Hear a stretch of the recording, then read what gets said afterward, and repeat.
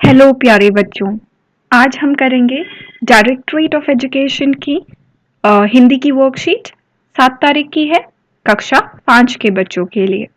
क्रम संख्या 126 और पाठ है वे दिन भी क्या दिन थे। विद्यार्थी यहाँ अपना नाम और यहाँ अपने शिक्षक व शिक्षिका का नाम लिखेंगे। चीजों का बदलता स्वरूप। प्यारे बच्चों, आज आप कैसे हैं?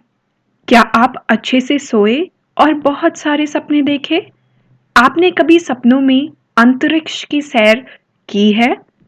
बच्चों, क्या आपने सुनीता विलियम्स के बारे में सुना है? इन्होंने एक महिला अंतरिक्ष यात्री के रूप में 322 दिनों तक अंतरिक्ष में रहने का विश्व कीर्तिमान स्थापित किया है। भारतीय अंतरिक्ष अनुसंधान संगठन ने 109 सफल अंतरिक्ष यान मिशन व 77 लॉन्च मिशन किए हैं। क्या आपको यह रोचक बात पता है कि अंतरिक्ष में जाने वाला भारत का पहला रॉकेट 1963 में प्रक्षेपित लॉन्च किया गया था और इसे एक साइकिल पर रखकर प्रक्षेपण लॉन्च स्थल तक पहुंचाया गया था। तकनीकी उन्नति के कारण आज दुनिया में ऐसे अंतरिक्ष यान हैं जिनमें अंतरिक्ष यात्री जाते हैं और कई दिनों तक उसी अंतरिक्ष यान में बिना किसी परेशानी के रह सकते हैं। ऐसे ही हमारे दैनिक जीवन में प्रयोग की जाने वाले बहुत सी वस्तुओं का रूप भी बदलता है। तो बच्चों, आज पूछ रहे हैं आप कैसे हैं? क्या आप अच्छे से सोए? ये भी पूछ रहे हैं कि आज आप अच्छे से सोए और आपने अच्छे सपने देखे? आपने कभी सपनों में अंतरिक्ष की सैर की है? तो जरूरी नहीं है कि सबने की हो, पर कुछ लोगों ने जरूर की होगी। तो पूछ रहे हैं क्या कभी आपने अंतरिक्ष की सैर की है? तो बच्चों, आपने सुनीता विलियम्स का नाम तो सुना ही होगा। ये एस्ट्रोनॉट है, ठीक है। ये क्या है? एक महिला अंतरिक्ष एक महिला अंतरिक्ष यात्री, जिसे इंग्लिश में कहते हैं एस्ट्रोनॉट, ठीक है। अंतरिक्ष यात्री हैं जिन्होंने क्या किया था? 322 दिनों तक अंतरिक्ष में, मतलब स्पेस में रही थी। कितने दिन? 322 दिन। 322 दिन अंतरिक्ष में रहना आसान बात नहीं है। तो ये 322 दिन अंतरिक्ष में रह के आई थी और इन्होंने क्या बनाया? World record. विश्व कीर्तिमान को कहते हैं वर्ल्ड रिकॉर्ड बनाया इन्होंने, ठीक है। फिर क्या है? भारतीय अंतरिक्ष अनुसंधान संगठन ने 109 सफल अंतरिक्ष यान मिशन क्या किए हैं? तो हमारा अंतरिक्ष भारतीय इंडियन स्पेस, जो हमारा इंडियन स्पेस ऑर्गेनाइजेशन है, अनुसंधान है, संगठन है ये पूरा, ठीक है, इंडियन स्पेस ऑर्गेनाइजेशन, उन्होंने 109 क्या किए?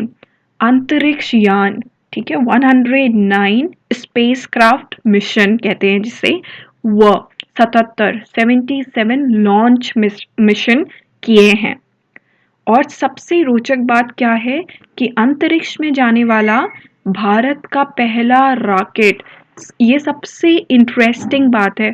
सबसे इंटरेस्टिंग बात है 1963, तो हमारा पहला, जो भारत का पहला हमारा रॉकेट था 1963 में क्या किया गया? ये तो सबसे इंटरेस्टिंग बात क्या है कि अंतरिक्ष में जो हमारा सबसे पहला रॉकेट गया था 1963 में, उसको लॉन्च किया गया और इसे किस पर रखकर, इसका लॉन्च स्थल तक इसे पहुंचाया गया था? एक साइकिल पर रखकर। तो इसे इसके लॉन्च स्थल तक एक साइकिल पर रखकर पहुंचाया गया। और तकनीकी उन्नति के कारण आज दुनिया में ऐसे अंतरिक्ष यान हैं। तो जैसे जैसे टेक्नोलॉजी में उन्नति आती गई, उसी तरीके से क्या होता गया, आज दुनिया में अंतरिक्ष क्या है? और भी कई अंतरिक्ष यान हैं जिनमें अंतरिक्ष यात्री जाते हैं। उनमें अंतरिक्ष यात्री जाते हैं और कई दिनों तक उसी अंतरिक्ष यान में बिना किसी परेशानी के रह सकते हैं। तो बिना किसी परेशानी के उन अंतरिक्ष यान में रहते हैं और वापस आते हैं। ऐसे ही हमारे दैनिक जीवन में प्रयोग किए जाने वाले बहुत सी वस्तुओं का रूप भी बदला है। इसी तरीके से जो हमारे दैनिक जीवन में हम चीज़ें इस्तेमाल करते हैं, उनका भी बहुत रूप बदला है, हर चीज़ का। अगर आप खेती की बात करें तो पहले लोग हाथों से कितनी मेहनत करते थे, अब क्या है, अब टेक्नोलॉजी के कारण ट्रैक्टर्स हैं, काफ़ी कुछ चीज़ें आ चुकी हैं, तो लोगों को इतना हार्ड वर्क नहीं करना पड़ता पहले के जितना। चीज़ें आसान होती चली जा रही हैं। अब देखो प्रश्न एक है, आपने पाठ में भी पढ़ा कि कुम्मी के द्वारा शिक्षा प्राप्त करने का तरीका हमारे स्कूल से अलग है। तो जो कुम्मी के स्कूल में शिक्षा प्राप्त करने का तरीका है, वो हमारे स्कूल से अलग है। समय के साथ शिक्षा का स्वरूप भी बहुत बदला हुआ है। तो समय के साथ शिक्षा का स्वरूप भी बदला है। कैसे? देखो इस साल तो पूरा ही बदल गया है। हम सिर्फ कंप्यूटर में पढ़ाई कर रहे हैं। आइए अब हम अपनी दैनिक जीवन में प्रयोग होने वाली वस्तुओं के बदलते स्वरूप को देखें। तो जो हमारे जीवन में वस्तुएं बदल रही हैं, हम उनके स्वरूप को देखते हैं। दी गई तालिका को उदाहरण के अनुसार भरिए। तो दी गई तालिका को उदाहरण के अनुसार बदलेंगे। ये है पुराना रूप, ये है नया रूप। जैसे कोई चीज़, कोई इंफॉर्मेशन या कुछ आपको किसी तक पहुंचाना होता था, संदेश, तो चिट्ठी के द्वारा भेजा जाता था। पर आजकल ईमेल का ज़माना है, ईमेल लिख के पहुंचा दिया जाता है संदेश। उसी तरीके से ये पुराना रूप, ये नया रूप। ये पहले हमें घर में लाइट नहीं होती थी, बल्ब नहीं होते थे, अब तो नया रूप है बल्ब। तो हम ये क्या जलाते थे पुराने ज़माने में? तो लोग लालटेन या लैंप कह सकते हैं, वो जलाते थे। ये है लालटेन, लालटेन, ठीक है। पुराने ज़माने में लोग घर में लालटेन जलाते थे। और अब अगला है कि ये देखो, पहले, अब तो हम पेन से लिखते हैं, पहले किससे लिखा करते थे लोग?